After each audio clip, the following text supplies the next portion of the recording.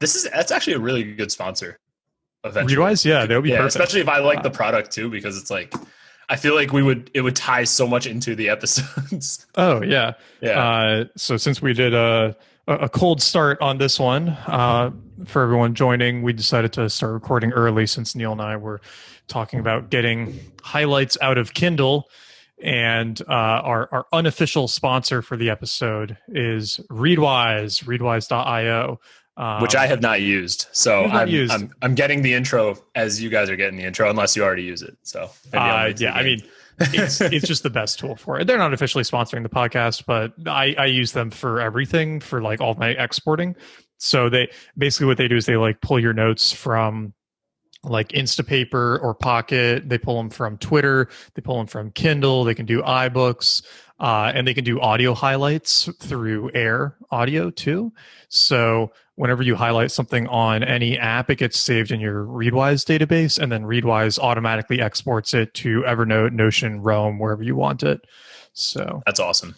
That sounds much needed. Yeah, because my workflow, which is going to sound archaic in hindsight, is I take the notes in Kindle. I use the Kindle export feature, which is super ugly. It like exports an HTML, not an HTML file. What is it? Just like plain text, I think. And then I copy and paste that into Google Docs, and then I organize it in there. And it's nasty looking. So yeah, I was the prelude to this was I was asking Nat, like, is there a better way to export from Kindle? Because I don't know about you, Nat. I've been doing that ever since we started the podcast. I've been doing, like, years ago now. I've been doing much more Kindle than I ever was before that. Like, I do like physical books still, but for note taking, it doesn't even compare. Yeah, well, yes and no. So the other nice thing with Readwise is you can. So I actually just read physical books now. So I don't read pretty much anything on Kindle.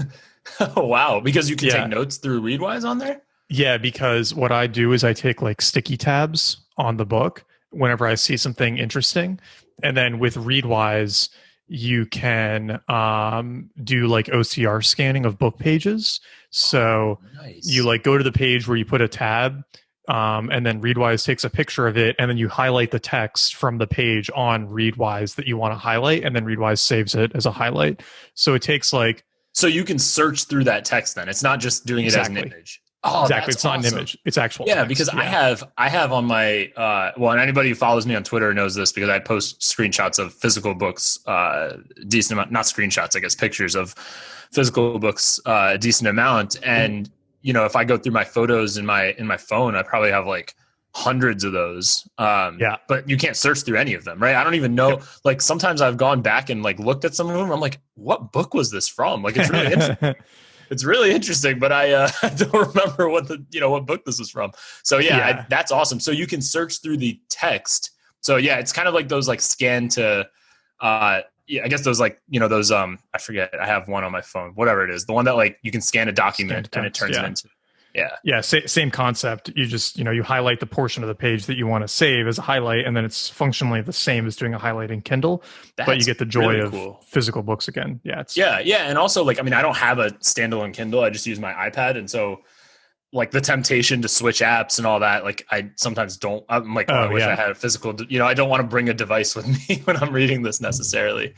I mean, maybe that's a self-control thing, but it's nice to sometimes just have the book and no devices with you.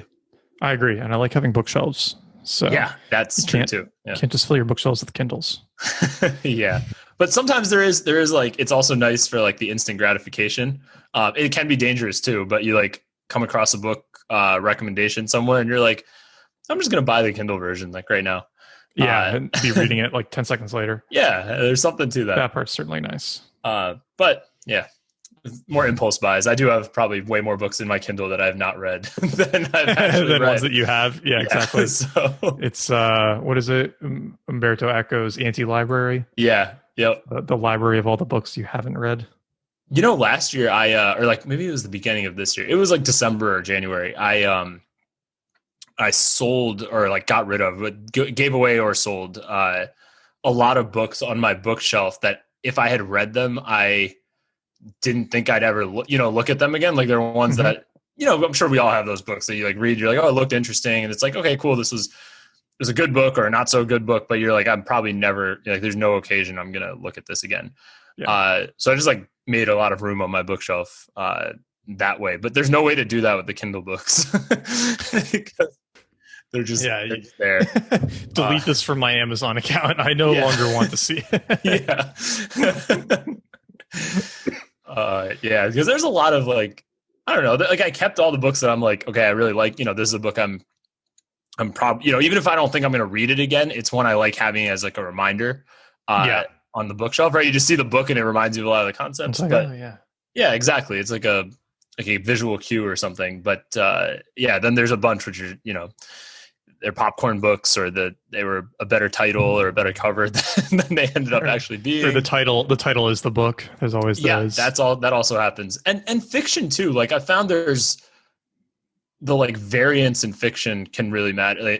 Can be huge too, right? It's like even if it was a good book, it doesn't mean it's a book you want to look at again.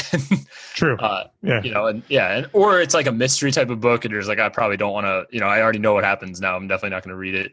On the flip side of that, and then maybe we should get into the actual episode that we're doing. That's no fun. Yeah. On the flip side of that, like I have also, I think it was Seneca, maybe. Seneca was one of those guys. Seneca or Marcus Aurelius or somebody was talking about like the rereading books, right? Like instead of reading thousands of books, rereading a few books. I like think about that a lot, but I've never taken action on that. It's like one of those things that's top of mind. Like I do not anytime, but many times when I'm like looking at buying new books or something, I'm like, should I just reread some of the like classics? And then, I'm going to go buy these new books. Yeah, I'm going to find something new. I'm starting to feel like I need to be doing more and more of that, because I've noticed my like odds of reading a mind-blowingly good book seem to have gone down in the last year or two. I don't know if I've just like run out of A+ recommendations from friends, or if like my selection's been getting worse or what, but like I've been feeling more as if I just need to go back and read. Like I haven't had a book that really like blew my mind since, I don't know, Seeing Like a State was really good. Yeah. Like Anti-Fragile, obviously. I mean, it's a lot of it's just like the Made You Think history. It's like all the books that we did. If anybody has a book recommendation that can can blow our minds, that would be much appreciated. And that we haven't covered, obviously, because if it does blow our minds, we'd like to probably do it on the show. Seriously. I don't know. I can't think of one either, actually, in recent memory. I mean, I do enjoy. I think I covered this on my Nat Chat interview with you. Yeah. But I do enjoy history quite a bit, even though I like at the same time recognize a lot of it is not like fake news, but like definitely just a very simplified version of probably what actually happened. So it's like weird. I like somewhat read it as fiction, but it's like interesting because it somewhat happened. I don't know. Yeah. It's like inspired by a true story a lot of times. History. I've been re-listening. So I wouldn't call it like mind blowing, but yeah. What were you re-listening to? Oh, I was saying I'm re-listening to Dan Carlin's World War I series. Oh yeah, that's the Blueprint for Armageddon one. It's so good. It's so good. And going back to the note taking. Yeah. Being able to listen to podcasts on air and like highlight audio as I'm going is like super fucking sick. So that's another thing I need to try out. I saw your post about that, but I haven't been listening to as many podcasts. I recently kind of figured out how to work them back into my schedule, but like my occasions for listening to podcasts were when we were living in New York, I was walking almost everywhere. So I used to listen while I was walking, and the gym, which obviously doesn't happen anymore. Home workouts, it's not this, because you have like a TV or you have like other stuff, and I just haven't. Okay, so this is what I mean. I've adjusted. I've like started again. So now I do that now. But for months, since like March, I hadn't been doing podcasts while I worked out. So that was the other one. And then driving, which I also haven't been doing very much of. So those or travel, like in general, right? Like flights and whatnot. Yep. So, so my podcast listening had gone down, but I think it was a few months ago or weeks ago you had posted about being able to take audio notes, which I thought was really cool. And I was like, oh, and I start getting back into listening to podcasts regularly. I need to try that out. Yeah, I like it because it makes podcast listening feel much more productive. Like I'm going to remember those things that were interesting in it versus, just immediately forgetting them. And it's made me shift my podcast listening towards a bit more educational stuff and away from just listening to Joe Rogan all the time. Like entertainment type of listening. Yeah. Yeah. Well, and that's the thing. Like I actually I was talking to somebody about how the word podcast is kind of like too broad, right? Because there's like so many, it's kind of like calling everything that's like writing. Like it's like a very broad category. Like writing could be like, I don't know, like Us Weekly type of magazines or something, right? Or it can be Gödel Escher Bach, or it can be the Bible, right? There's so much variance in that medium, right? And like podcast is kind of similar. Like you can listen to purely entertainment type of stuff, comedy.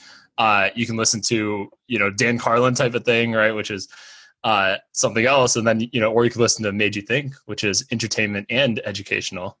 Pure education. There's no goofing around here. Definitely didn't spend the first 15 minutes of the episode not even talking about the name of the book. Yeah. Maybe we should do the pre-roll thing again. Should we? I don't know. I think that all of my conceptions about what you need to do a podcast well have gone out the window, considering we didn't publish anything for a year and a half and we hit like a first episode download record. And, we're still getting downloads and, we have basically no pretenses of professionalism or anything. So I think we should just just keep rolling with it. Like. Yeah, just keep rolling with it. Yeah. I think if we try to be everybody else, then we're just going to make the same podcast as everyone else. That's a very good point. That should be a motivational poster somewhere. There we go. If you do the same things as everyone else, you'll get to where everyone else is. So it needs to be worked a little bit, but that's got to already exist, right? But I meant the podcast specific one. Oh, the podcast the market is just for podcasters, which it seems like there's a lot now. So pretty solid. I find people find that advice very dissatisfying when you're just like, do whatever you feel like, and it might be fine. Just try to be interesting. It's like, all right, no, I need to know exactly how long my description should be.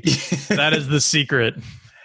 Yeah, there's something to that, like the need for absolute certainty, like in an environment where it's not possible. Yeah. There's a lot. I mean, the like market for how-tos is massive. It's like I find the same thing with like for my book, like The Startup Goldmine, it's very like, I wouldn't even call it tactical. There's like 2 tactical chapters and the rest of it is kind of like the philosophy of selling to a big company and the psychology of selling to a big company. And, but the amount of like, what's the right word for it? Tactical requests, I guess, that I get, like somebody asking like, oh, well, I wish you elaborated on this chapter. It's like, well, every company you're dealing with is very different and the specific, like I can't cover every situation in a static book. And that's just the fact. And like, same thing with podcasting, like it's very hard to predict what works and what doesn't. I mean, we didn't have much of a plan going into Made You Think. No, we're just like, you want to like, not like we're not like a massively successful podcast, but some people listen. You're listening, whoever's listening. Yeah. I mean, Spotify's getting ready to pay us $100 million for the exclusive streaming rights. So. We're not allowed to. Oh yeah, we can't say numbers. These things. Sorry, Spotify. Yeah, we're not even going to edit that out. No. All right, what book are we doing today? We are doing Scale, the Universal Laws of Life, Growth, and Death in Organisms, Cities, and Companies by Geoffrey West. I think that's how you say his name, right? Yeah, I think it's Geoffrey. I hope so. We hope so. But this book is like made you think. That's the sense I got. So Nat recommended it to me. And I think within like the first 20 pages, I was like, wow, this covers so many things that we've like talked about or like gone on tangents about. So it's very, very interesting. And we're going to dive into all of it today. What would you say the book is actually about? Like, I know Scale, but like beyond that, what would you say it's about? Well, I think this is why it's such a Yeah, well, I think that's why it's such a great book for this podcast, since we tend to enjoy tying together threads from disparate topic areas. Yep. And what I really love about this book is it's just about how things scale, or like how things grow and then either continue growing or stop growing or decay. And what makes the book so interesting is that there are very observable, consistent laws for how things grow across organisms, cities, and companies, which are the main things that he focuses on. And then kind of within the substructures of each of those types of things, there are, smaller and other scaling laws that kind of like grow and change with the thing that is growing and changing. And so it's really neat because, in one chapter, he can talk about how heart rates of mammals scale in a similar way to like the socioeconomic pros and cons of living in a city. And just that ability to tie together ideas from so many different areas with what appear to be kind of like fundamental laws, like this sort of emergent laws of growth in so many areas is really interesting. And the thing that I particularly like about it is how it shows some of the nature in the unnatural, in the sense that I got that too. Yeah, because cities are not a natural thing, but cities follow a lot of these same laws as other things in nature, in the same way that like companies, especially the way that companies scale in very similar manners to organisms, right? Where exactly. Yep. It's like they live and die very similar to how organisms do. It's just like a company is, theoretically at least a human invention, right? Like there shouldn't be a natural law similarity for companies, but there seems to be. So well, and it seems the tying together of these seemingly very different things to have the same, not just scaling rules, but even like death rules, right? Like the fact that organisms and companies kind of are fated to die in the same way that versus a ecosystem. I think when we're talking, like when we say like cities are more, similar to like nature, I guess by nature we probably mean ecosystems, right? Because like nature could be a lot of different things. Well, and just individual animals, right? Yeah. Yeah. Although like cities, the thing that he kept bringing up about cities is they're kind of, they don't have to die, I guess. Well, yeah, cities don't die. That's the really crazy thing, right? Yeah. To your point about like other natural things growing and scaling in kind of these seemingly infinite ways that cities can.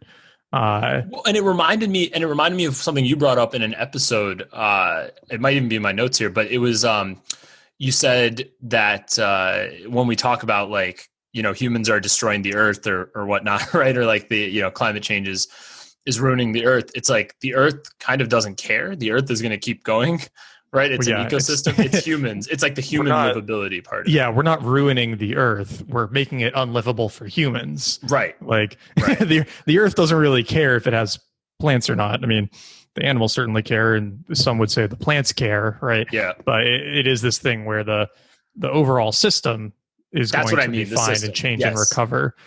We might not be part of it. Yeah. And so, it's very unfortunate. Yeah, but it's very interesting that and it's also, I guess, taking a step back, it's also very interesting to be talking about cities at this exact moment in time, right? Because obviously this book was written pre-COVID, and then so we'll get to that. That's near the end, but it's some of his things about cities. I don't know if you could say they're debatable or not. I mean, Rome is still still going strong all these thousands of years later, right? But on the other hand, it does make you wonder or make you think if this time is different, right? Because like the internet is a complete game changer in many ways. Remote work is a complete game changer in other ways. But anyway, we'll get to that later. I guess that's towards the end of the book. Yeah, although we're welcome to jump around. I guess we have to decide if we want to keep, because I like the natural flow of conversation. And the one thing that I think we did a bad job of when we were doing the podcast before was like forcing ourselves to linearly go through everything. Like, because then when we did some of the books, like Laws of Human Nature, we're trying to force ourselves into like 3 minutes a chapter. Yeah, I remember. Yeah, we would do the timer. Yeah, we had the timer going off the whole episode. So it could be good for those kinds of books. So for these kinds, I'm sort of down to jump around just based on I mean, they sort of, as we're talking about these things, right? Like one thing that I think would be interesting to pull up here is this idea of a scaling exponent for different things in nature, right? Where basically there are things that scale along with size that are not growing at like a 1-to-1 rate. So the example he gives is heart rates for mammals, where as you know, if the size of a mammal is doubled, its heart rate decreases by about 25%.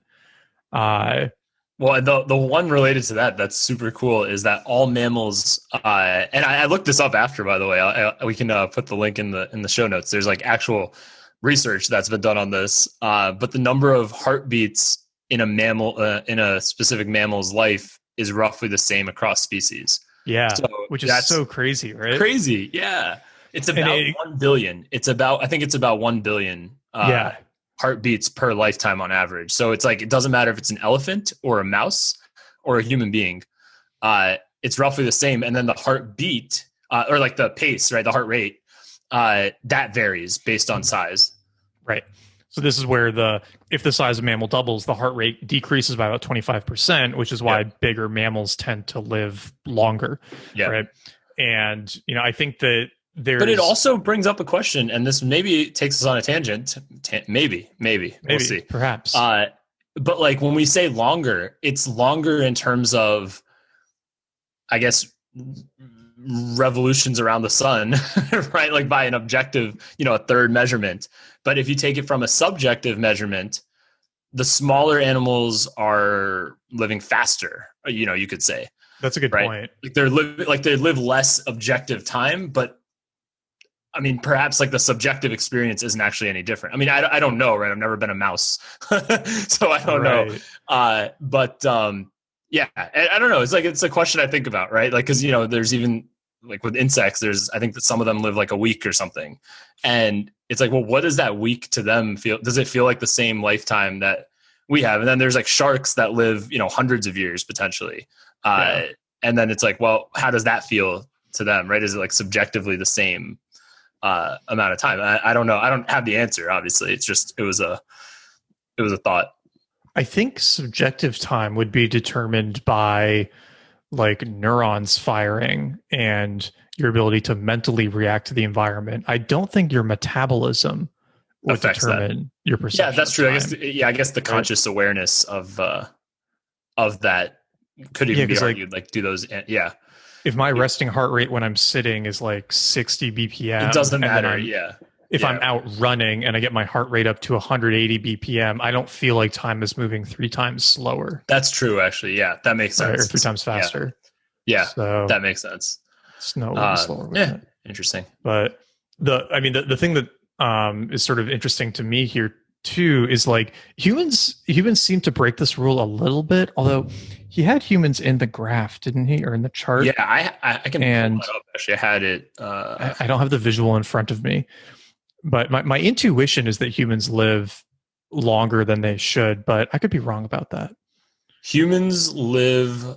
Yes, we are higher on that graph. Yeah, here, because when I think of something like like a bear, right, which is 5 times our weight, and maybe like 4 times our weight, or 1.5 times, like for a smaller bear or something. Like they're only living 20-30 years, right max, and our biological lifespan seems to be like 70 to 80, right? So I wonder, generally, but maybe that's the technology or humans kind of stepping out of a quote unquote purely natural world. I think that's like our pre-technology lifespan. Like I think it's maybe more like 60, 70, right? When we take out infant death and whatever, like what duration is the body built to live for? I want to say it's in that 60 to 80 range. Yeah, although I would take it. I guess if you take out child mortality, what was? Oh well, actually, here's a question. I wonder how they calculate it for, because you saw the link I sent you, right? I don't think so. What'd you say? Oh, okay. I put one in the chat that had the graphic. Oh, I don't have the chat up, but okay. Let me see. Oh yeah. Yeah, I mean, so man is obviously higher, right, much higher than the other ones. But yeah, I wonder, like, do they? Or actually, you may know the answer. I don't know the answer at all. What was like life expectancy pre-civilization? Do they have an answer for that? Well, that's what I was going to say. Is what I was going to try to look up. So, like, because when you take out death from, because we're not talking about disease or war or like any of those things, right?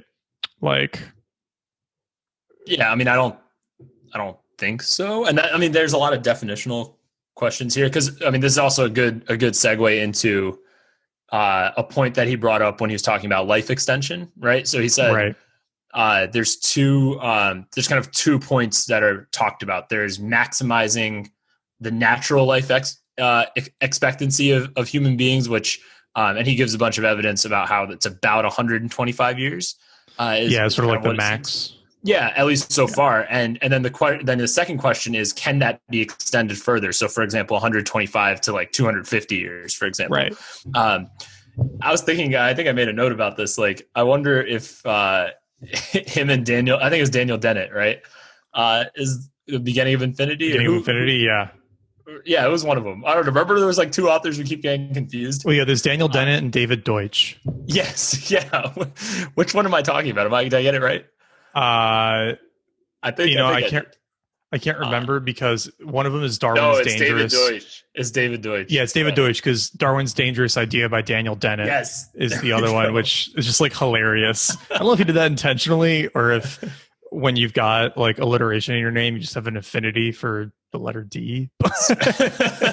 It's possible. I can see that. But yeah, this was David Deutsch. So yeah, I mean, in that book, right? I mean, he takes the viewpoint that like 125 years wouldn't be the natural kind of asymptote, if you think about it, right, from a mathematical standpoint, that it's just problems we haven't figured out how to solve. And then in this book, it kind of takes, I mean, at least I got the sense that his take on it was that 125 is kind of the, or it hasn't been shown that you can go beyond that in a kind of any kind of scalable manner. But I could be wrong. I mean, I think I was reading between the lines there a little bit of well, it seemed like the issue once you get up to that age is just some amount of like entropy and natural decay in the cell's ability to replicate. And once you get to that point, there's really not much you can do. Yeah, and that does bring up a good point, because a lot of this book is about entropy. So, yeah. So I guess we can talk sort about of like that. Naturally destroyed or while being made more efficient. Can you still hear me? Yep. Yeah, I got you. Okay, cool. I accidentally turned off my mic for a second there. But no worries. It only cut out for like a split second. But yeah, I mean, the point about entropy is a good one, just because I think one of the main things I took away from it was that you can try to repair damage, and you can obviously take things from disorder to order, but entropy is always created, and then you have to externalize it somehow. So I think for cities, he brought up, for biological creatures, right? He brought up waste. So, when you drink something, you pee. When you eat something, you poop, right? That's like the basic example.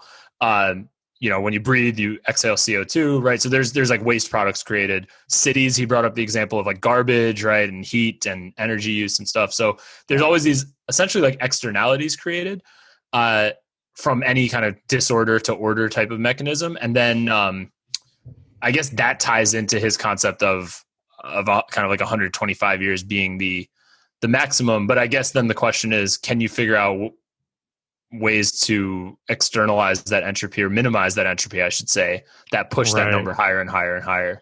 It does bring up the question about infinite lifespan, right? Because that's been talked about, I think in that same book, right? The Beginning of Infinity. Yep. Yeah. It just makes you wonder, like, can you do that in a human substrate, right? Like I think he didn't talk about that in this book, but I think I don't know, right, if you can ever get out of the human or the biological substrate for a human being. We talked about that in that episode. You should definitely check it out. But if you could, like, I don't even know if it's possible. And if you could, does that qualify as like one of these singularities that he's talking about in this book, which helps kind of reset the whole equation? Yeah, well, we should talk about those because this idea of a finite time singularity is a really big theme of this book, and where the book gets a little bit darker, which is basically that society has been continually advancing, right? Like we've continued to grow and there's new scientific developments and increasing wealth and all of that. But this concept of a finite time singularity, and I'm reading from the book here, is the problem is that the theory also predicts that unbounded growth cannot be sustained without having either infinite resources or inducing major paradigm shifts that reset the clock before potential collapse occurs. We have sustained open-ended growth and avoided collapse by invoking continuous cycles of paradigm-shifting innovations, such as those associated on the big scale of human history with discoveries of iron, steam, coal, computation, and most recently, digital information technology. So what really stands out here is he's suggesting that we have been able to advance at such a crazy rate because we keep discovering these things that reset the slowing growth of new innovations, right? So something new like the internet comes out and there's this massive potential for new things to be built on it, right? But then we kind of like start to run out of those things and there becomes less and less innovation on the internet. But then like boom, cell phone, smartphones come out like the iPhone, and we've got like this whole new potential for like building stuff in a new way, and like all these exciting new things happen. But there's not a lot of massively new paradigm shifting apps coming out anymore, right? If we look at 10 years ago when we had stuff like Uber and like all the food delivery apps, even stuff like Airbnb and anything that was facilitated by mobile technology, right? We have like fewer of that stuff coming out now just because a lot of the big like land grabs have already been taken. So then people argue that like the 5G will be kind of the next one, because I guess the speeds will be so fast as to be like instant feeling almost. Right. I don't know if that's true, right? I don't know much about 5G, so nobody should take my word for it. But I would have guessed like AR or VR. Yeah, right? Yeah, but Probably you could argue AR. You could argue that those are enabled by that, right? Like, because then you don't have to worry about like Wi-Fi or anything. I mean, you just go like. I've read a little bit about 5G, and one thing I was reading was that it'll make your like Wi-Fi speed seem slow. Like it is essentially going to be like instant loading of whatever size. At least, see, and that's the other thing is like, if you think about file sizes from 2008, let's say, to now, it's just like a whole nother magnitude just because of internet speed. So you can facilitate that. Right. Well, that's why I'm never convinced by these claims about like, oh, it's going to be so fast that it'll feel instantaneous. Because the file size will just grow. Yeah, exactly. Every single time we have increased storage capacity of computers or increased speeds of downloads, we have also increased the quality of the files. But then that does enable more like VR, AR type stuff that you were just talking about. Yeah, true. Because if we're willing to step back a bit. Data. Yeah, exactly. Yeah. It's like I just remember downloading like Red Dead Redemption 2 on the Xbox. Yep. And it's like an 80 gigabyte game. Yeah. Right. Yep. I mean, it's and it takes like hours to download. Not hours, but it takes a long time to download. It takes forever, right? Yeah. It's just like, all right, yeah. I mean, it's awesome. It's incredibly detailed game too, right? Like you cannot even imagine, that 10 years ago. We could do an episode on that game. It's a great game. Yeah, I haven't beaten it. My brother beat it. I haven't really played it as much, but I've played it enough to know it's an incredible game. Yeah, that'd be worth fun, all 80 gigabytes. Yeah, I know, we could do a game. We could do BioShock or something. BioShock could be a good one. I haven't played. It's based on like Ayn Rand mythology. All right, so that fits into here definitely. Yeah, cool. We'll do a game one. Let's talk about that. We should do a game one, yeah. But yeah, we were what were we talking about? We're talking about the like finite time singularity, breakthrough innovation, having to break through. Yeah. Yeah. Well, and then his point is sort of that each time one of these happens, the next one has to happen faster. Yeah, that's the dark part. The growth is accelerating. And so we eventually get to a point where we need to be kind of like resetting the paradigm clock every month or week or day.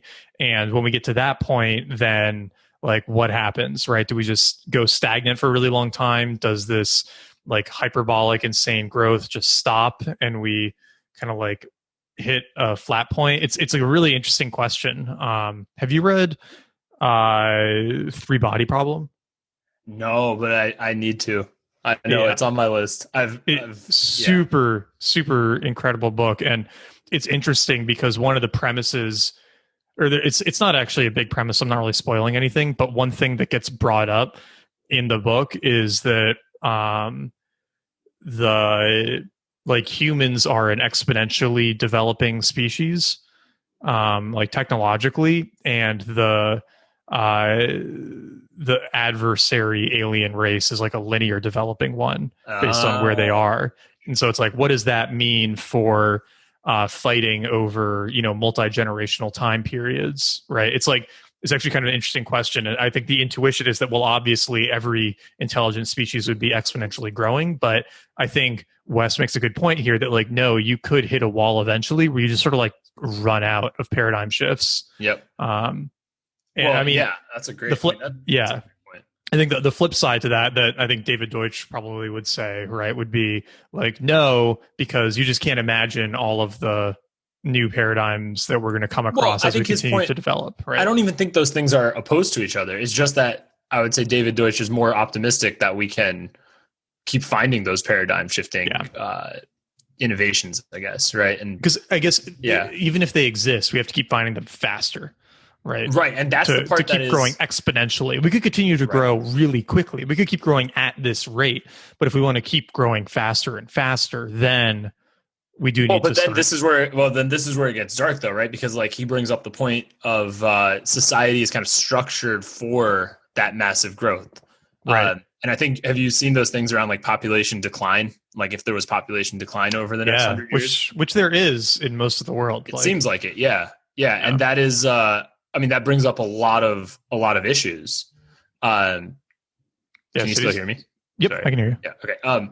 It brings up a lot of issues around like just how society is structured, because in I guess modern, you can call them like liberal democracies, right? The people who are currently working are basically paying for everyone who's retired, along with, all the societal benefits that go along with that. And so if that base of people who is working or is developing, who has income, that can be taxed. So you can call it whatever. You can call it just tax base, not just working. I mean, you could say capital gains and stuff too.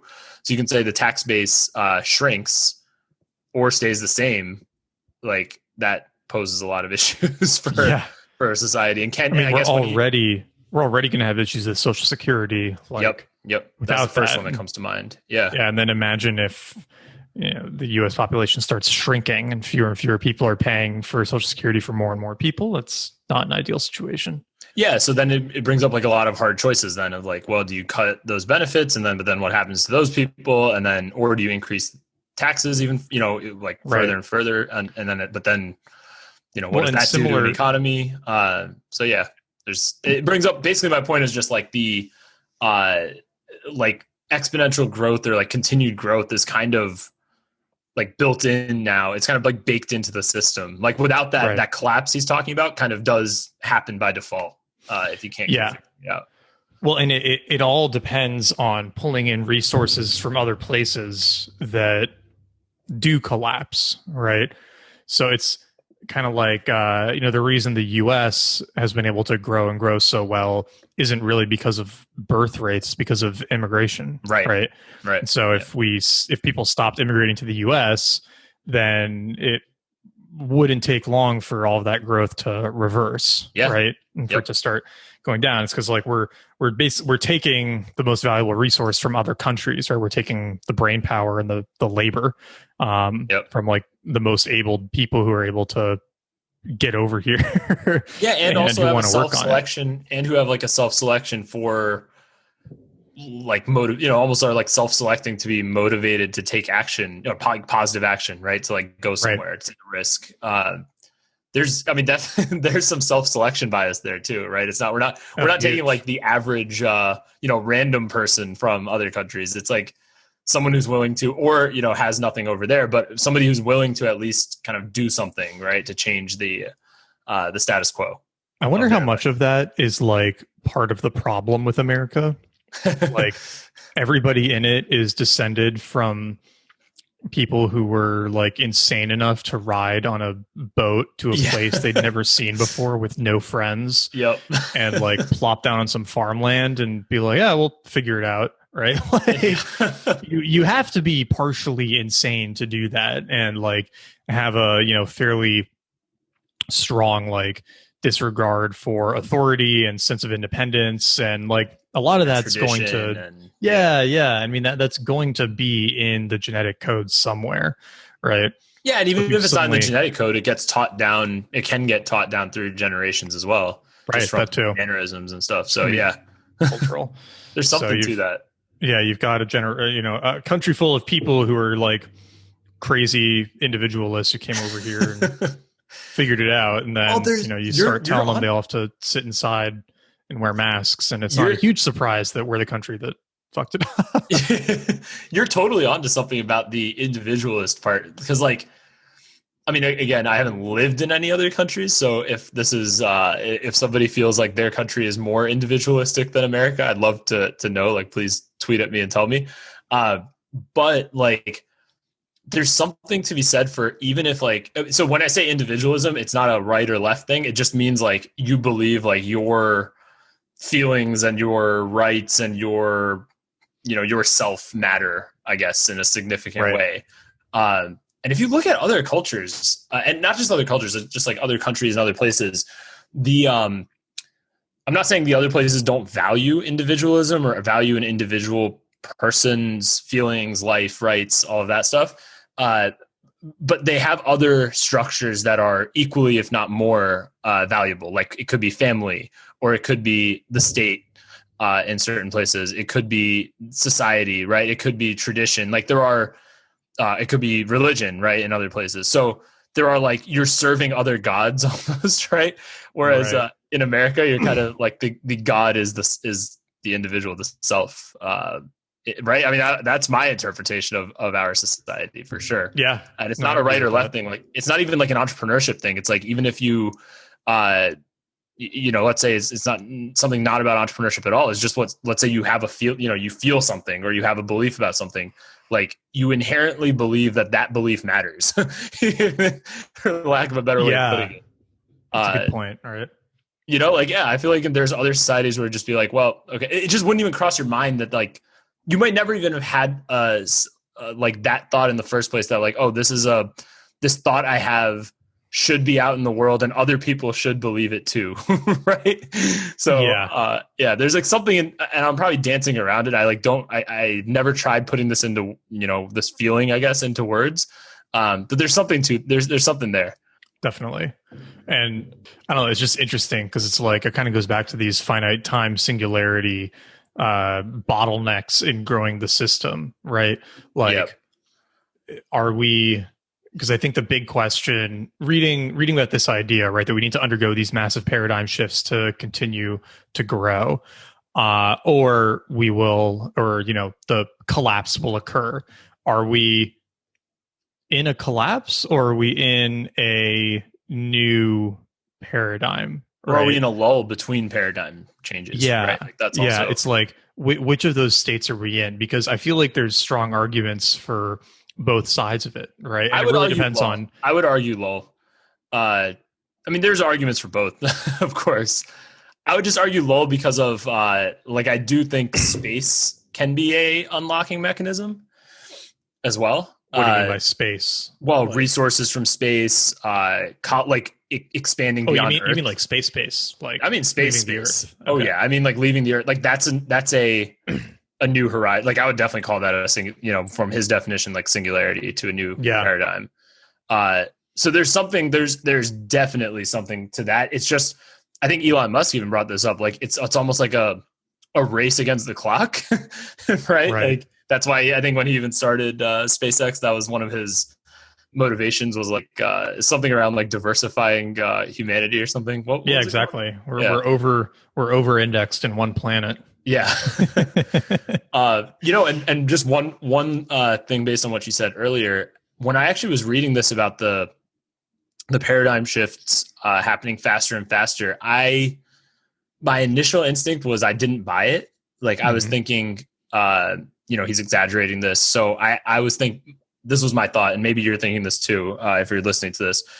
I was thinking that it's a perception thing. Like, oh, it feels like things are going faster and faster to us, but maybe everybody felt that same way. Like if you go back to 1800 or let's say 1900, people might have said, wow, like things are changing so fast. Like we just got electricity, and now we got these like, horseless carriages and, and then those Wright brothers, they just flew that plane, like I was thinking like, oh, is it just a perception thing? Or is it an objectively true thing? I mean, I've changed my mind. I talked to my grandmother about this, and I asked her, because I mean, she's lived so she was born in the 1930s and to now, and she's, especially for her age, very tech savvy. So I was asking her, like, does she feel like things have changed faster, or like technology has come out faster and faster as she's lived? And she said, for sure. Like she said, it's not even a question. So, I mean, that's my intuition too, right? Yeah. It's like, how long was it between the television? Television was 1950s and personal computer was 1990s, 80s. When did the first Mac computer come out? I think was the first, something like that. It was like 1984. Yeah. So yeah, we go from so it was 34 when years. Did cell phones become mainstream? Like late 90s or mid 90s? Yeah, let's see. First Mac computers like 1984. First cell phone was the Motorola one. Oh, that was in 1973. That doesn't start right. Let me see. First popular. Yeah, I think it's like popular. Well, I mean, it's kind of like the digital camera was created. It's actually about the same time, 1983. So, but then like going from, I think like a good example of sort of the speed is like that first computer came out in like 1983, 84. When was the first like really popular laptop? Okay, the first Mac Portable came out in 1989. What? That's wild. What did that look like? Oh my gosh, it's huge and disgusting. It's hilarious. Okay.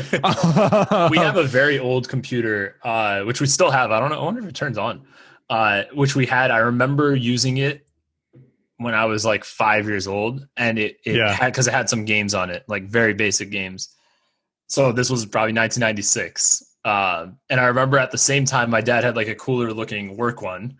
And I don't really remember what that one looks like, but I just remember we had like the one at home, and then he had that work one, and the one at home did not have color. So that tells you something. Fun. It was like, it was, I think, orange text or something and like a black background or something like that. There was no color for sure. And that makes me sound old, but back in my day, my computer didn't have color. This is hilarious. Yeah. Apple released the first laptop with Wi-Fi in 1999, and in the release video, like on stage, Steve Jobs is like holding out the laptop as it's connected to Wi-Fi and passing a hula hoop back and forth over it to show there's no like secret cables attached.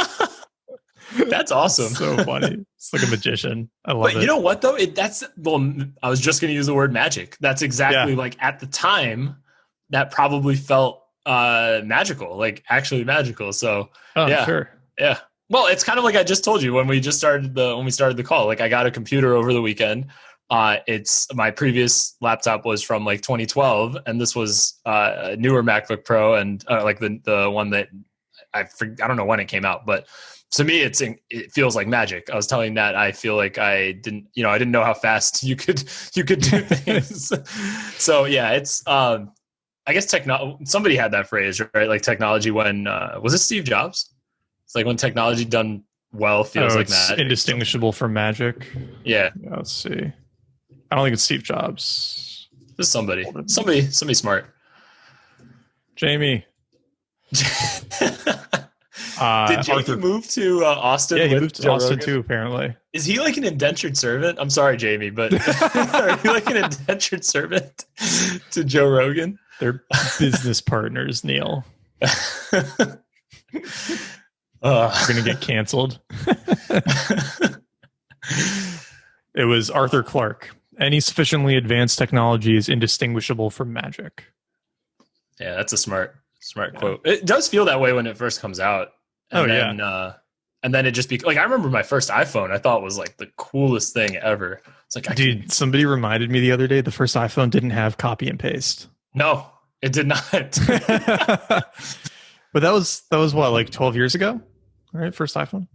You know what's nuts is that it feels like way longer than 12 years. You know, it just doesn't I don't know. It just doesn't feel like it's been 13 years. Yeah. June 2017. Well, have you gone back and ever seen like screenshots from iMessage or Twitter from like 2013 or 14? Oh, the user experience is hilariously terrible. Yeah, but it's not that long ago at all. No. Like, yeah. So I think that lends credence to the idea that things are moving faster and faster. Right? Yes, that's exactly where I'm going with that. Yeah, that tech is developing faster and faster. Yeah, so that's where I landed after. I mean, I was talking to my grandmother, and then thinking back, like that's actually when I went back and looked at some. Like I was looking at what did iMessage look like 5 years ago, right? And it's just so much different, and the feature set is so much less, than what they have now. And iMessage is a terrible example because it hasn't even moved that fast. I mean, there's so many other things that are just light years ahead of where they were 5 years ago. Even things like the tools on top of the tools. Yeah. So, it took a long time to go from just, bare bones HTML and CSS to like being able to animate stuff on the page, and then like, working with jQuery to do like database interactions without like refreshing the whole page. And, I'm out of my technical depth here, so forgive me and any errors, but it's like those were big advances, but like fairly slow.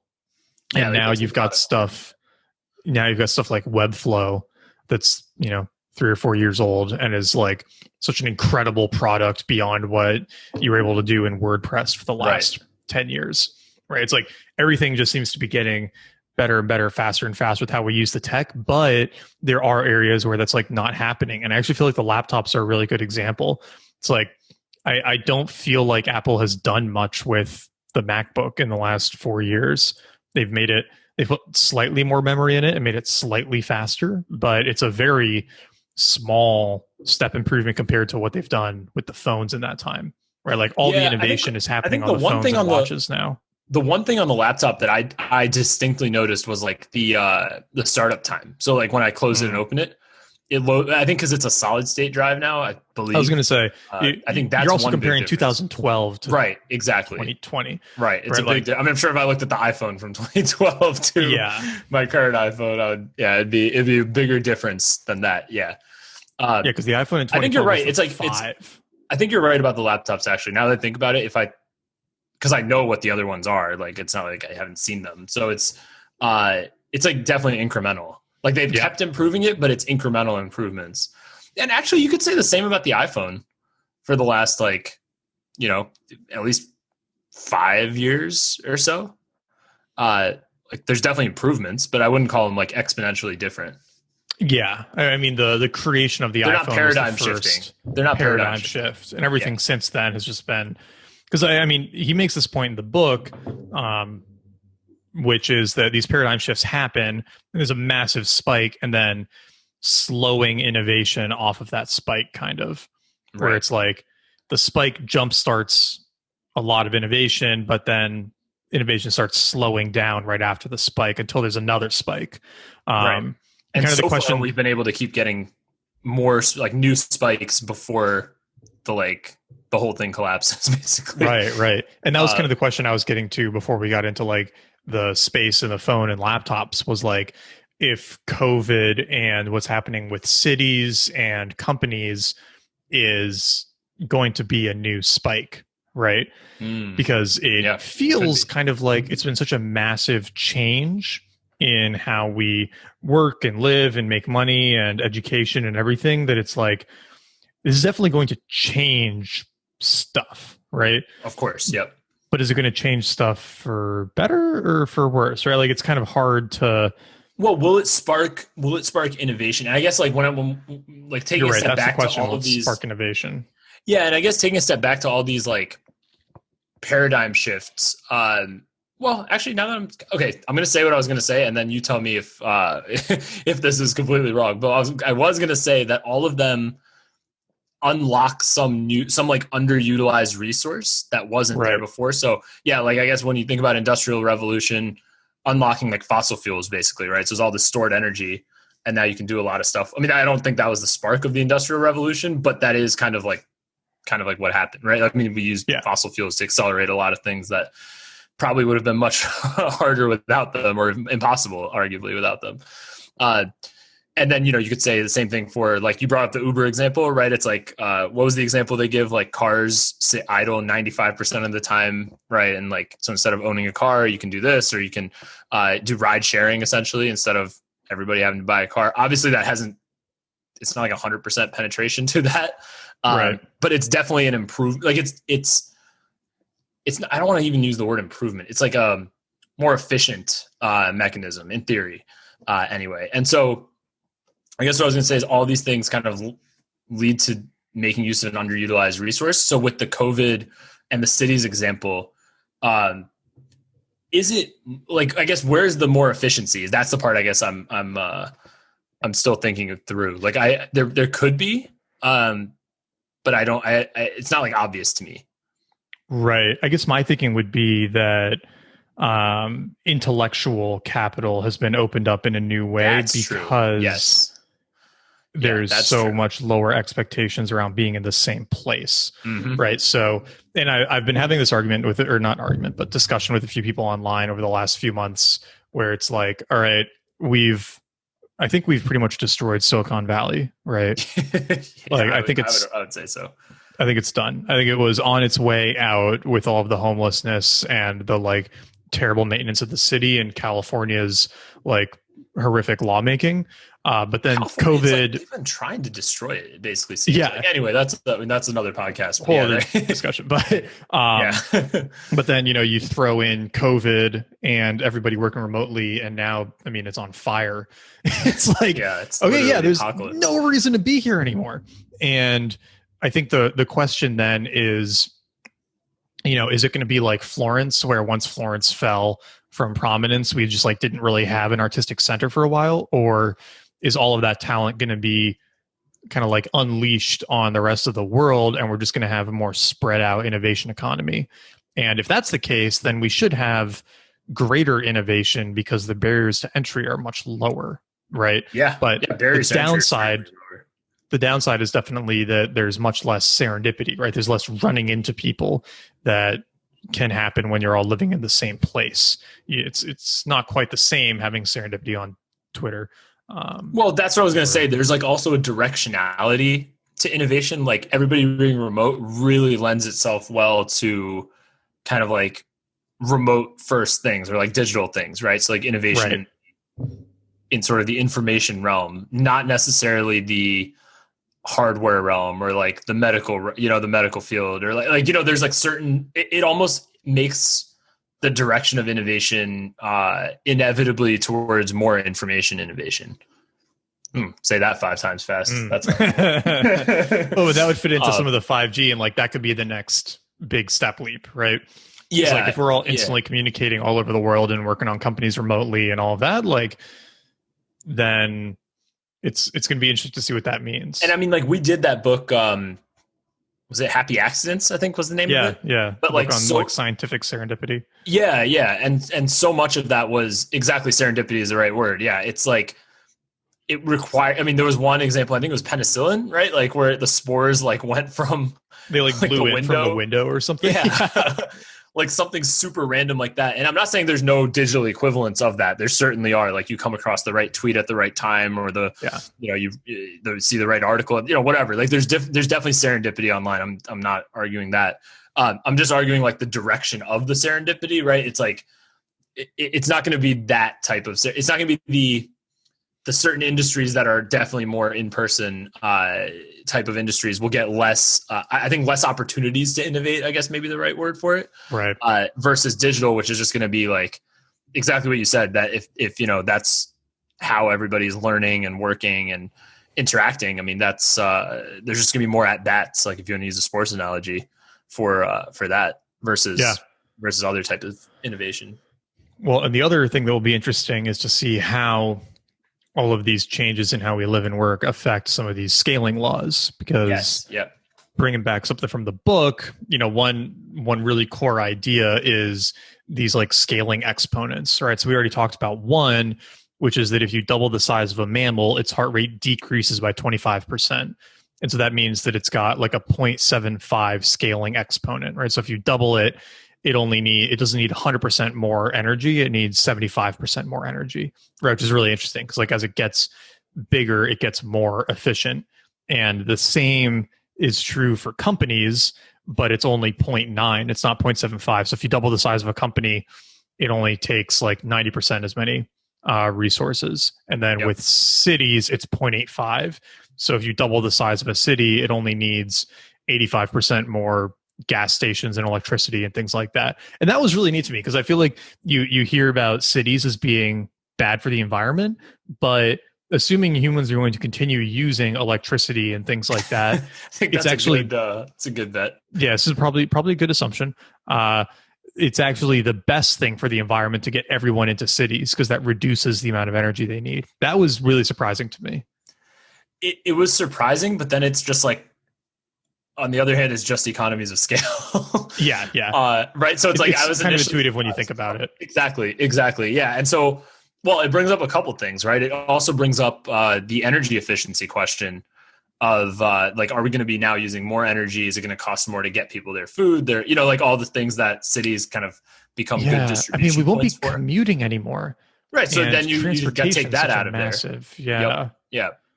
Yeah, I mean, that's a great point too. So it's like, I mean, the math equation may end up at, a net zero at the end when you factor it all in. I don't know where the math is on that, but it's just, it's going to be a change going back to like something you said before. It's definitely going to be a big shift. Well, and I guess, okay, so here's another question is, cause there's been a lot of people talking like, oh, New York is dead. No, New York is not dead.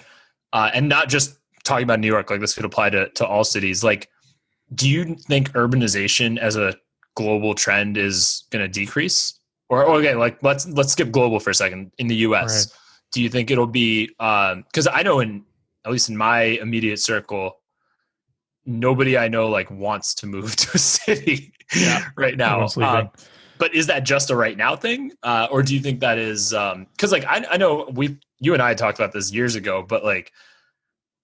I know I didn't see myself in a city long term. So for me, nothing's really changed from that standpoint. I don't know if, I don't know if overall that's changed for people.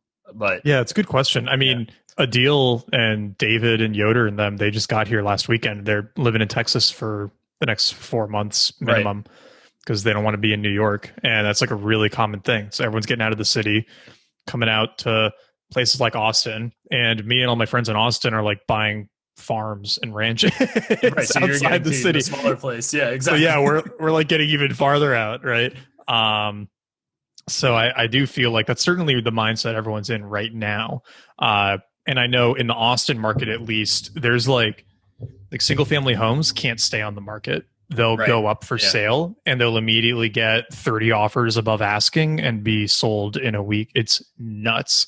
There's just like no inventory. I mean, I'm not surprised at all. Not surprised at all, yeah. I mean, we, especially here, because we've got this double factor of being like a fairly spread out open air city where life really didn't change much during COVID. Like we all still saw each other and went outside and we're hanging out because it never got that bad here. And like bars are closed, but that's basically it. You can pretty much do the rest of your life as normal. Plus, like everyone's getting out of Silicon Valley in New York and they want to go to another tech hub, and like Austin's techie, and we don't have like income taxes. There's just like there's a huge number of things happening, driving everyone here. And I feel like that's kind of here to stay. I don't know. I think that the only reason to be in those really big cities were for the opportunities and the like income that you could get from being there and the people you could have access to. Right. But if everything's going over Zoom and if you can work from wherever, I mean, I've said this, a lot on the podcast and elsewhere, but I'd much rather be in Austin than be in like SF making twice as much money. Oh yeah. It's just like the quality of life, the cost of living, like so many things are better here. And I think that more people are like waking up to that mindset. Oh, for sure. I mean, I people used to think I was nuts when I would say, if somebody offered me double the money, but I had to commute, I would say no. Yeah. And some people thought I was crazy. Now, I don't think too many people would disagree. Like, I think once you stop commuting, it's just like, it just feels no way companies are putting this cat back in the bag. If they start saying, "Oh no, you all have to come into work again," everyone's gonna be like, "Why?" Right? Yeah. And I think people will want to. I think that humans have been going places to work together for all of history. That's not changing, but I think the idea that you have to do it for this fixed time period every day for 5 days, that's gone. That's or at least gone. You'll people may do it, but like they won't be happy about it if the company forces them. Yeah, I mean, I know. I won't call the company out, but it's a fairly large company and I don't know their other offices, but I know somebody in their New York office. And Neil, this is a name and shame podcast. No. I can't shame because I don't know if this person, will get in trouble for this, but actually they shouldn't, because this is a company policy. So they have to go in the office half the time. And right now, like I'm not. Is this like JP Morgan or one of those? No, it's not. It's not a bank, but and it's not a company I've ever worked for. So don't start inferring that it's Estee Lauder. It's another company that I have no relationship with. But they have to go to the office half the time, and the person that I know, she helps plan events for them, and they are doing all their events online, but she has to come into the office to plan these online events. And she said it's like one of the most like. She used the words, it's like being like in a Kafka novel or something. Because it doesn't make any sense. Does she have to wear her mask when she's doing Zoom calls too? Yeah. Sounds like it would fit in. That's like a Not the Onion type of thing. So that's that was my funny going into the office story. But yeah, it's like, I mean, it doesn't make much sense. I think some industries I can see why. Let's say they're going in, somebody's like working in a lab, right? I get that. Yeah. You can't really do that over Zoom. There are definitely things where you want to go into an office or into a shared work environment. And honestly, I love working around people for some of the time. For sure. But I mean, that's why you started co-working. That's why you started a co-working space or like why we were going to start a co-working space. Well, you opened up the cafe. So we opened the cafe, and that was a really nice spot to co-work from for the for the 2 months it got to be alive. So, but like that's what I'm saying, that like there is I'm agreeing with you. I think there's a like I miss working in coffee shops, honestly. Like it's so energizing. It is. It's nice. It's a good way to mix it up. But someone told me to buy a coffee candle and just like and like make coffee. And they're just like that.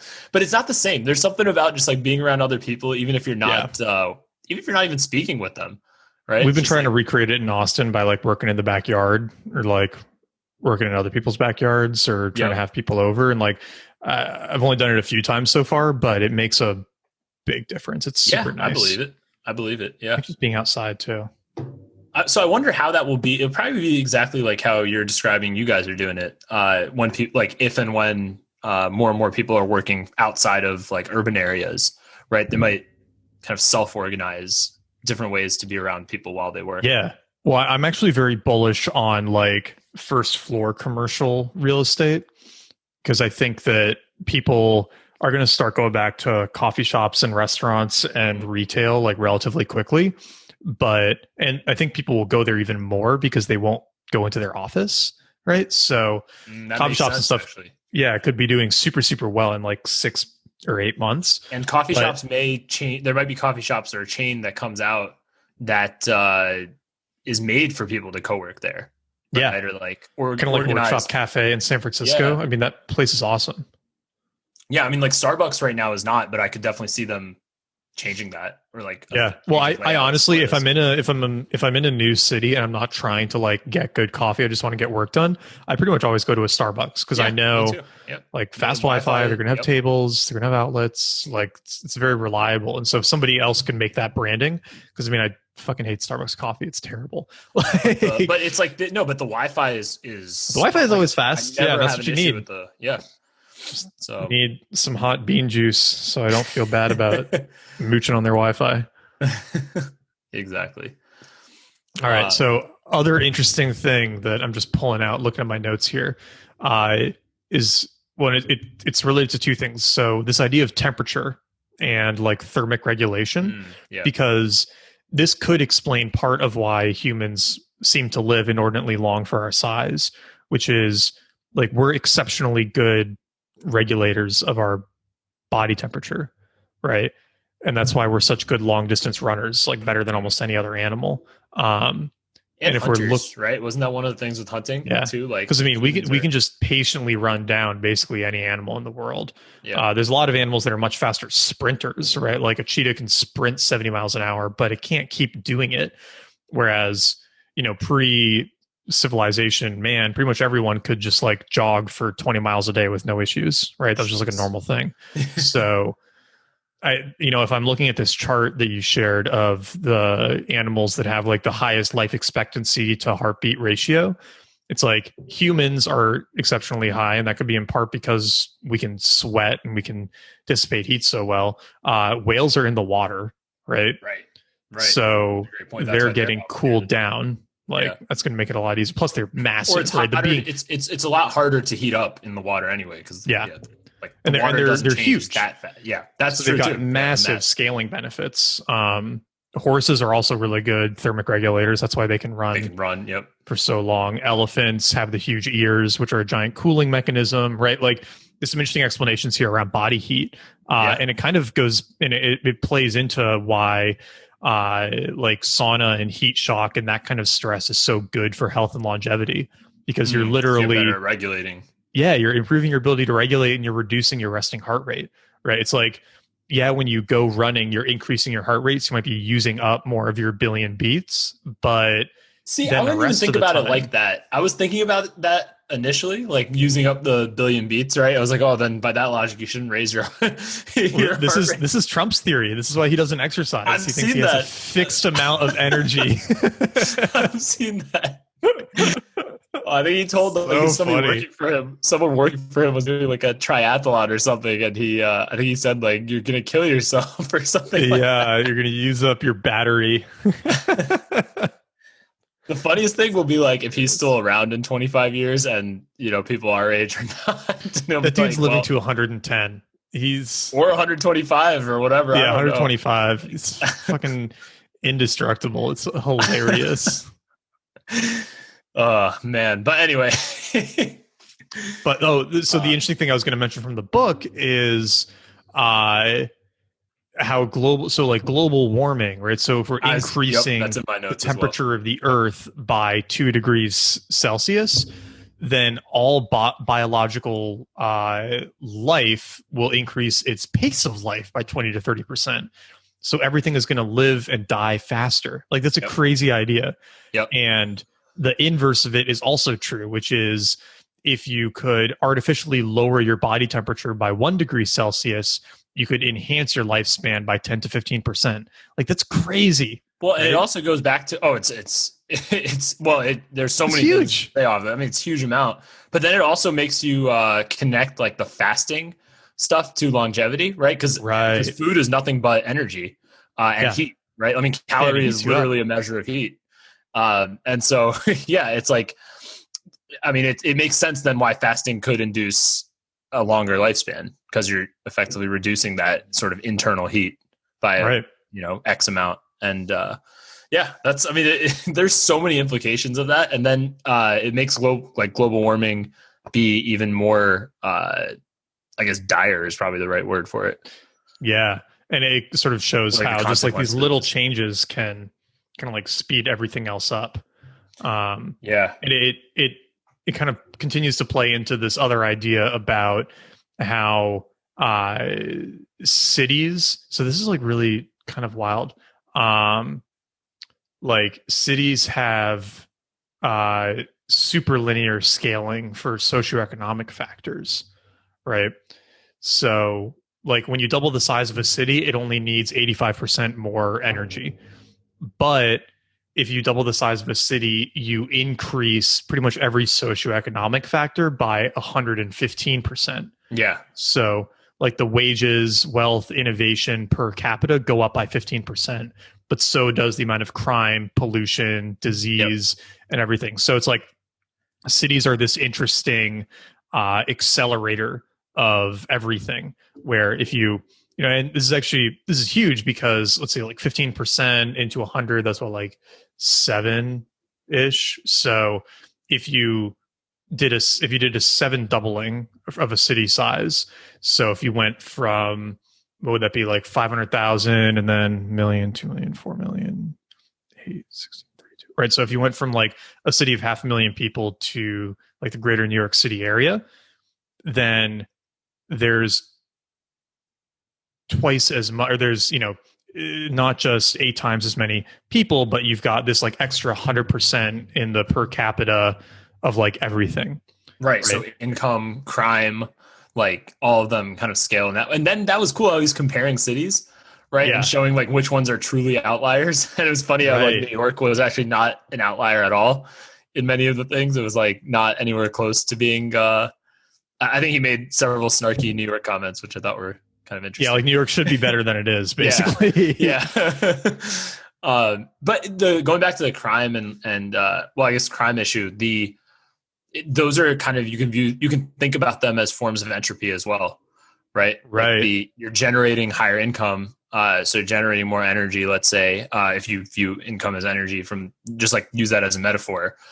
Well, crime can be the exhaust or like the like the waste product essentially. I mean, it's not a perfect metaphor, but it makes the scaling make more sense, I guess, is one way to think about it. Yeah, makes it make more sense, and it explains some of those huge differences you see in, like the amount of money you can make being in New York City versus other cities. It's like there really is a very real, consistent benefit to moving to a big city for, one, making more money, but then also like being exposed to more, innovation or things like that. Yeah, like the patents per population. Yeah, patents per capita or whatnot. Yeah. And then the other interesting side of this is this idea of, and it goes back to your like perception of time, is that because growing cities multiplies so many things, it sort of contracts time, which is kind of like, it's this interesting idea that kind of came up in Praise of Idleness, right? Where it's like, as we've gotten more technologically advanced, we're actually working more, not less. And we've kind of lost this concept of the leisure class. It's like the more money you make, the more hours you work in most cases these days, right? It used to be the opposite, that the wealthier you got, the less you worked. Now it's like the wealthier you get, the more you work. And he's got this good line in here where he says the multiplicative compounding of socioeconomic interactivity, that's quite a sentence, engendered by urbanization. The multiplicative compounding of socioeconomic interactivity engendered by urbanization has inevitably led to the contraction of time. Rather than being bored to death, our actual challenge is to avoid anxiety attacks, psychotic breakdowns, heart attacks, and strokes resulting from being accelerated to death. Accelerated to death is to death is a great line. Like a great article title or something. Oh yeah, and that's exactly what it is, and that's exactly what I think we all feel, and it's a big part of why I think that me and so many of my friends are kind of being pulled to the country, so to speak. Where it's like, slow it down. When you're out in the woods and you can just go out and sit and read, and you don't have like cars whizzing by and gunshots and driving around all the time and whatever. You're just in a different headspace. Yep. And the constant growth and speeding things up does give this feeling of like being accelerated to death. It's like, I don't know, even just new tools that you need to try and stay up on that come out for your phone or computer or whatever. It's like, oh, I have to like learn all these new apps all the time or whatnot. Like, stupid example, but once upon a time, but it's part of it. Pen and paper, right? Like that was your tool.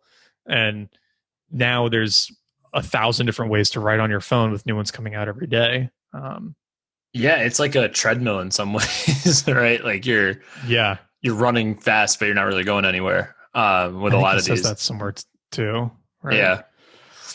Yeah. So it brings up a big picture point when we're talking about like the patents per capita going up in like with population, I guess, scaling with population. Yeah. So if, let's say, urbanization reverses, so like cities or people move, let's say they don't increase in size, or they maybe even decrease in size a bit, and people are moving out, do the scaling rules still apply if people can collaborate remotely? Like, so I guess what I'm saying is the city per capita thing, is that because of the city or because of the frequent interaction or because of the serendipity, right? Like what, I guess that's the one thing he doesn't get into, because it's hard to tell, like, are these things correlation or causation? Like, that's one thing I was thinking about as I was reading and looking at some of the graphs, right? Like, some of the things correlate really, really nicely, but doesn't mean one thing causes the other. So I guess with cities, the example, like just going back to that, could it be tied to just the number of people you're interacting with on a daily basis? Which I would argue, now you can be in a cabin in the woods and interact with a ton of people, maybe more people than you would have interacted with on a daily basis, even 20 years ago, living in a city. Because you can hop on, and not like casual interactions. I mean, I'm talking like rail interactions, right? Like a 30-minute call, or even like, this is like if you're remote, you can interact with, and those people can be all over the world and of, really interesting calibers, or have different skills that might not have been local to you before. Like, I'm taking like the optimistic view on it, right? Where maybe the death of cities doesn't mean the death of the innovation that comes from cities, right? Like, maybe there's a way that continues without the city as the hub, thanks to the internet. Yeah. Right. Yeah. I mean, the number of people that you get to at least surface level interact with on Twitter every day is always kind of amazing to me. That's what I'm saying, that like, I wonder, does the math, because he doesn't argue about I mean, some places he does, but like largely he sticks to presenting like these are the sort of the universal scaling rules, but then he doesn't get so much into like the prediction part, I mean, he does a bit, but towards the end, but it's not so much like, like I didn't see anything, where he was basically like, well, if cities die, well, we're screwed, right? Right. I didn't see that in there. It's just that they tend to correlate, like cities and innovation tend to correlate together. So this is kind of related to what he gets to at the end, and since we're coming up on our stop time here, this is actually a really good segue, because he to the extent that he does a prediction, it's that we're going to hit this finite time singularity eventually, where we just can't keep innovating. Like, growth is going to have to stall.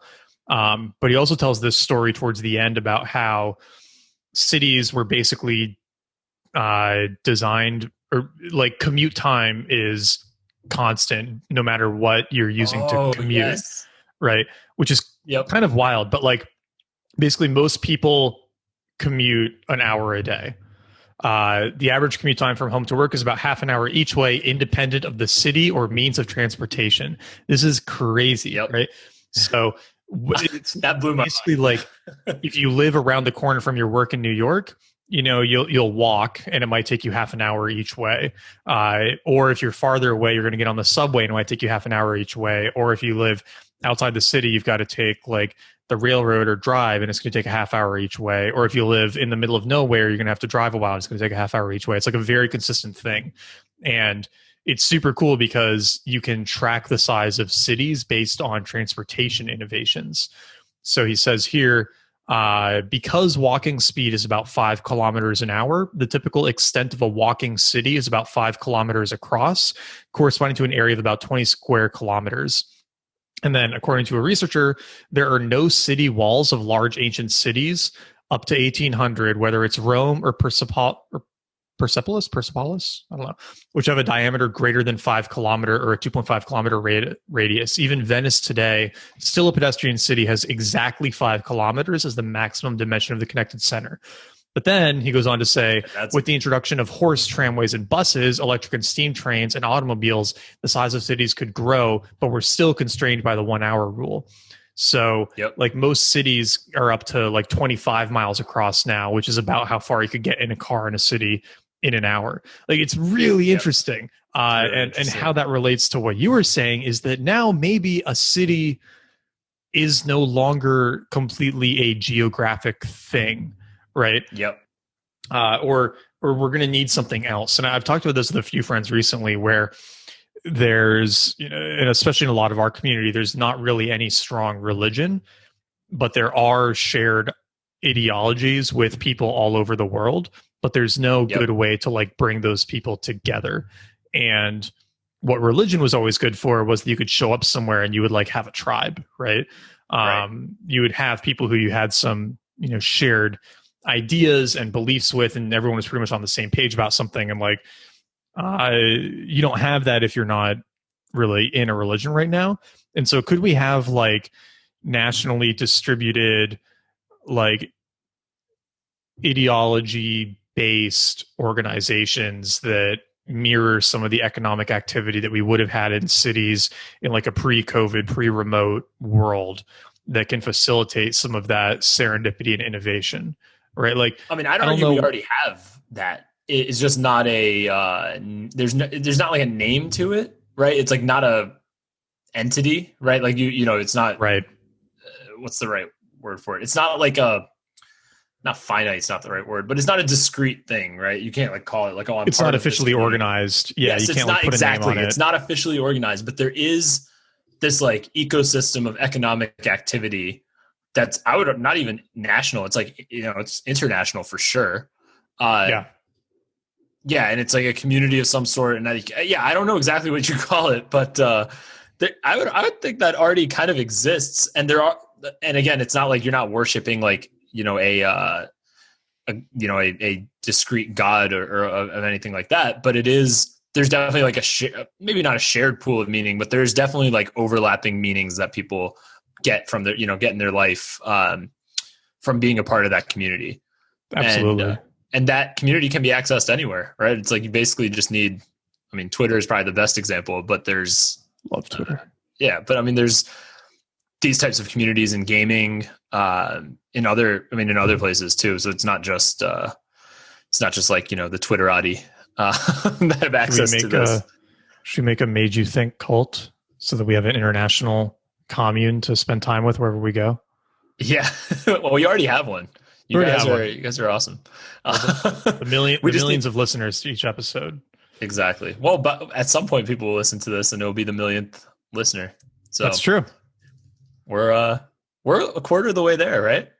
Yeah, we are. We hit 250,000 downloads recently. So yeah. So at the time of this recording, but by the time if somebody is listening to somebody could be listening to this, they could be number 1 million, which is kind of cool. Yeah. Yeah.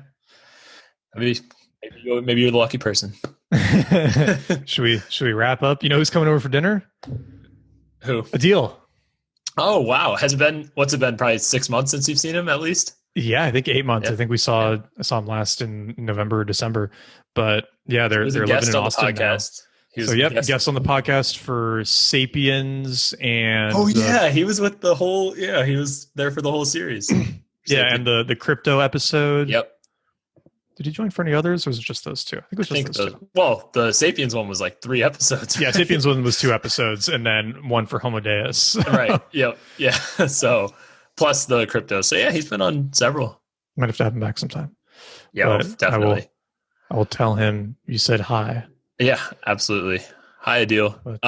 But I guess for this book, the other thing that we didn't mention, and I guess last thing to wrap it up is there's like a Talebian vibe to the book.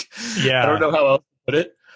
He's not like a jerk, when he writes at all. Unlike Taleb. Well, definitely unlike Taleb. Taleb is a jerk. I love his writing. I love his work. But I don't follow him on Twitter, and like, I don't know. I know why he tweets that way. It gets him a lot of attention, but he's not the nicest guy. Let's put it that way. But on the other hand, like there are Talebian things here where like there's like different anecdotes that he just randomly jumps into, tangents and all this stuff. So if you like, I guess where I'm going is if you like Taleb's writing style, you'll probably like this writing style too. Yeah, I was going to say, if you like the way Taleb ties in content from ideas from tons of disparate areas, you'll love this. Yeah. Exactly. Yeah. So that's because I know we have a lot of Taleb fans who listen to Made You Think. So I wanted to, I didn't get a chance to mention that at the beginning, but I definitely wanted to throw that in here. Yeah, definitely check it out. And next week or in a few weeks, we're going to do Energy and Civilization, right? Yep. Yeah, I got to start. Yeah. I downloaded we'll do it in like 3 weeks or something then. Yeah. So if anyone wants to pre-read Energy and Civ before then, go ahead and do that. If you haven't checked out Scale, be sure you do that too. If you love Made You Think and all of our tangents, please leave a review on iTunes or Stitcher or wherever podcasts are sold. You can go to your local podcast farmers market and give them a 5-star review of Made You Think. Share this loud. Share it everywhere. Show widely off that you're Made You Think cult member of the cult. Exactly. Yep. Yeah, that's what we need. We need an MYT cult. It doesn't flow as well as like Rome cult, like Think cult. Well, I'm sure someone who's listening has thought about making a cult. So you can feel free to email us or message us and tell us what you would do to turn this community into a cult. What's the step-by-step? Isn't there a book about making cults? No weird sex stuff, please. Yeah, we'll skip that. Well, this is a remote first environment. So remote friendly. I'm sure someone's written a book on starting a cult. No cannibalism or anything either. Yeah. All that. I'm sure there's a book out there. I feel like it was in like one Should of. we do that as an episode? That's what I was thinking. That's what I was thinking. That would actually be very entertaining. Well, we could do like a history of Jonestown or something. Yeah, that could be good. I feel like there was this was in one of Robert Greene's books too, like something about making cults. Maybe it was in 48 Laws. There was definitely some like cult writing that he had done on there about like the rules behind, or not rules, but commonalities, I think, between different cults. Yeah, that does sound familiar. I don't remember which book it was in. I don't know. There's definitely a book about this. If somebody knows, please message us. Yeah, please message us if there's a good one you've read. It would be interesting. It would tie into a lot of things. But yeah, please say hi to us on Twitter. Yeah. I'm at the Rail Neil S. I'm at Nat Eliason, and we will be back in a few weeks. Thanks, everyone. See ya.